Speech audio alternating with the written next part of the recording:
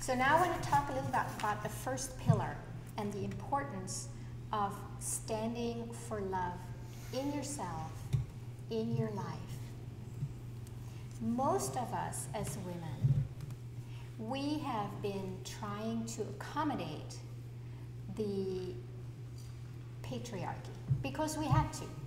We haven't really had much choice in many ways.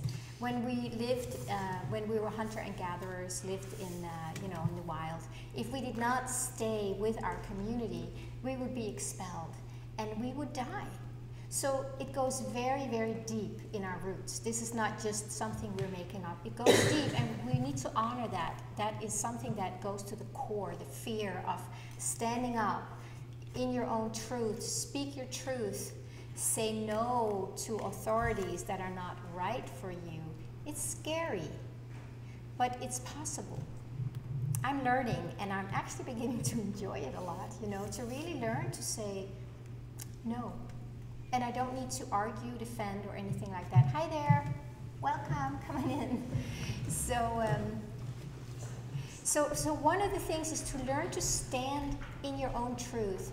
It's really important to start realizing who you really are. And that, the whole process of waking up to who you are is not something I can do a whole thing about today.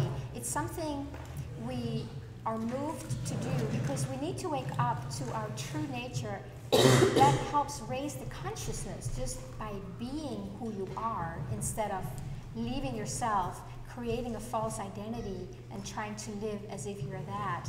That creates a duality, a split, and that's what the world is. It's living because we don't know who we are.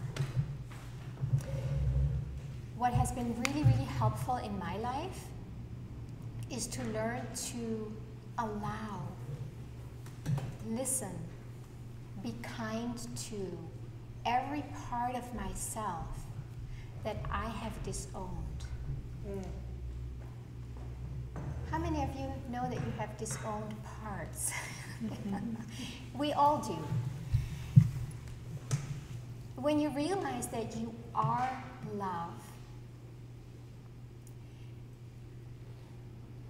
and if there's any part of yourself that you disown, that you do not love, you create a hole in yourself.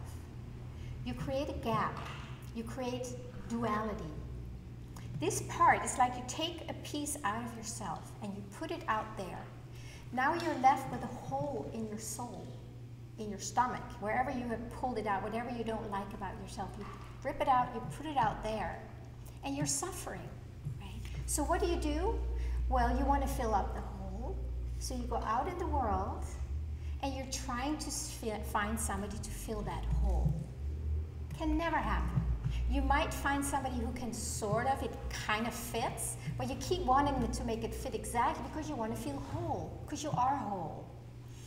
So there's two things that are going to happen when you do that. Either you're going to meet this hole outside of yourself in a very uncomfortable situation. We've all tried that. Sometimes it's a partner. Or you are, what was I going to say? You're going to feel, you're simply going to feel empty and depleted inside. There's only one way you can feel whole, and that is by bringing the love that you are and allow yourself to love everything back into wholeness. Because you've always been whole, you've always been love, but it's because we are denying it for ourselves. We are resisting loving all of ourselves. That is where suffering and war comes from. It's because we are not allowing ourselves to be fully who we are, bringing love to the places that we don't like, or that other people don't like. That's a big one too. When other people don't like this part about me, I need to get rid of it. And then I need somebody else to fill it up. So it keeps us in a cycle of suffering and duality And as long as we do that, it's hard to make a difference in the world. We will always be out there looking for it, grasping for it, hoping somebody will give it to us. That is war, right? We want something that you have because I'm denying it to myself. So the solution is to learn to allow, I call it, this is, by the way, one of the piece of the puzzle that I bring to the world. One of them is to help women love themselves. How to do that. And I created something called the ALL formula, A-L-L. A for allow, L for listen, L for love. Can you repeat those, please? What's that? Can you repeat those? Yes, A for allowing instead of resisting, because we resist these parts in ourselves. So A, we allow these parts that we normally resist, and I'll do just a tiny little exercise with you in a little bit. And L, you listen. Then you start listening to what is actually going on here. And when you do that, you start listening, then you can start loving it. We can't just love. Okay, go love yourself. It's impossible.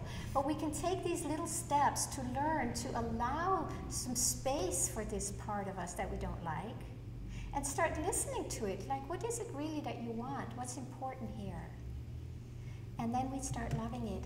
When we do that, you fill yourself up from the inside out with love, your own true nature. That's all you are anyway, if you stop denying it.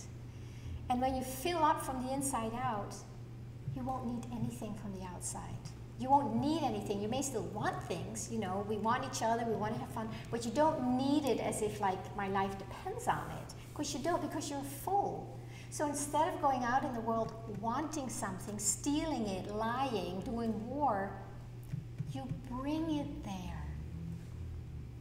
You bring wholeness and love and peace to the world because you are now being it fully.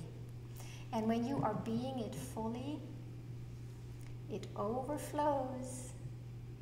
My cup runneth over. It just flows into the world. You don't even have to do anything. People will feel it. From that place, you will probably also feel a movement, an inspiration to do something, to take action. But it comes from fullness. Yeah. Does that make sense? I'm sure it's not new to you, but it's so essential that we bring that peace all the way in. And then we overflow. And then we are already making a difference in the world by being. We are the solution. You walk around as the solution. You don't walk around as the problem needing something from somebody else. And if you don't get it, you get upset, you get into arguments, you don't love me, all that stuff. We've all done it more or less. But you bring it, right? And another big part of standing for love in yourself is to say no when something is not loving for you, for your life, it's not good for you. You learn to say no. Just like that. No. You don't need to defend yourself, justify it, argue about it. Anybody ever done that? I've done plenty of it. And one day, a few years ago, I was just done. It just felt like, I don't want to do that anymore. It was a very clear, it was just a very clear decision that happens, like, I don't want to do that anymore. And then I stopped doing it, and there was still the tendency, you know, I need to defend myself. But every time I caught myself, I stood for love. I don't stand for defending, I stand for love. And defending is not love in my experience. I don't know what it is for you. You have to find your truth. So I would just say, you know what? I don't do that anymore.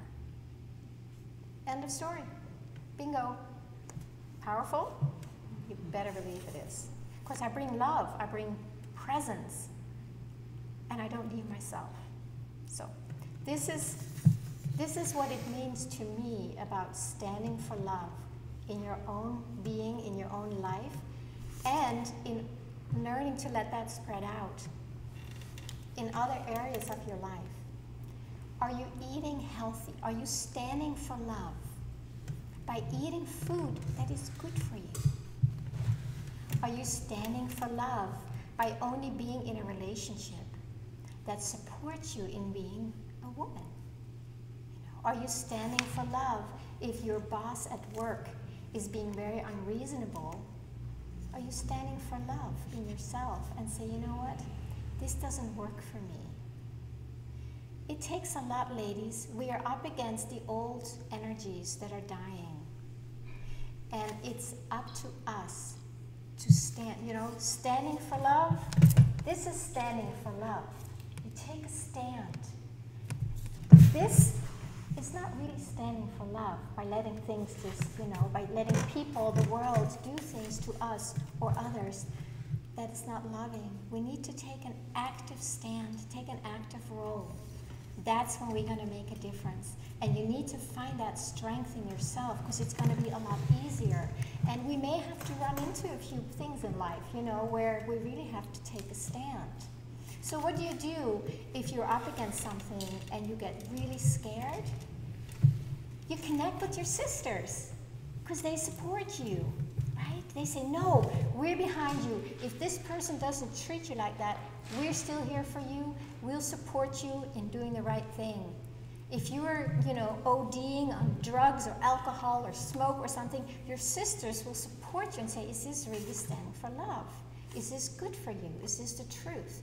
Are you supporting the world you want to live in? That's why we have smaller circles. We support each other because we love each other. We want a different world. We don't want to get into arguments. We want to support each other. We need each other.